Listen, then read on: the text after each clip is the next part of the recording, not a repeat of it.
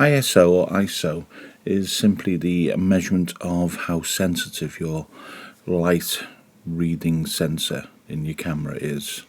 And this comes back from originally film, when you would have different types of film chemical reactions taking place with the different types of films, different types of film settings, such as at night time and so on.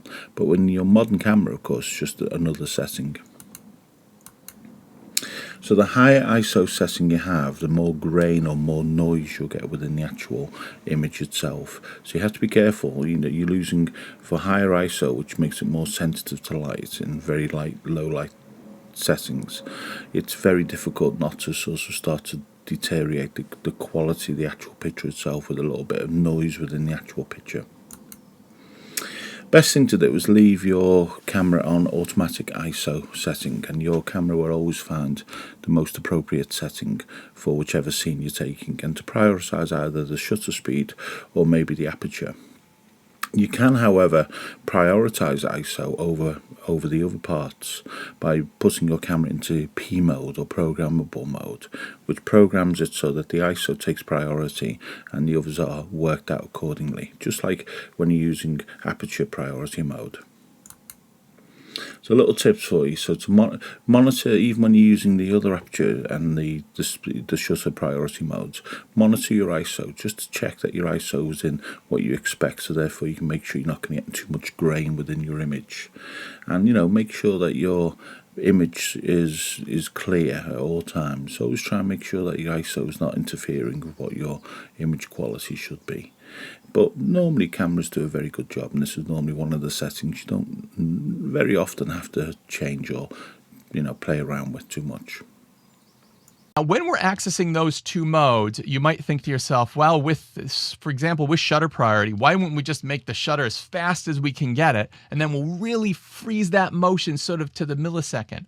Or why don't we, if we want to get everything in focus, why don't we just make that aperture as small as we possibly can so that we have everything in focus? Well, the quicker your shutter speed and the smaller your aperture, the bigger the number, the higher the ISO goes in the camera. And what ISO is the way that the camera tells you how hard it's going to work to capture that image. And the higher that ISO number, the more sort of grainy and blurry your footage can become. So right now, we're just going to leave the ISO on automatic, but we just need to be aware when we are accessing the shutter priority mode or we are accessing the aperture priority mode, keep an eye on that ISO number. Because if that ISO number gets too high and you start to notice when you're looking at your photos, they're sort of grainy and noisy and they just don't look right, it means that we were trying to freeze that motion maybe, and we made that shutter speed really, really quick, but we also started to sacrifice the amount of light that was coming in. What we might have to do is kind of dial that back and accept a little bit more motion blur for a somewhat cleaner image. The same thing when we're sort of doing landscape photography or street photography and we're shutting that aperture down to f8 or f9 or f11.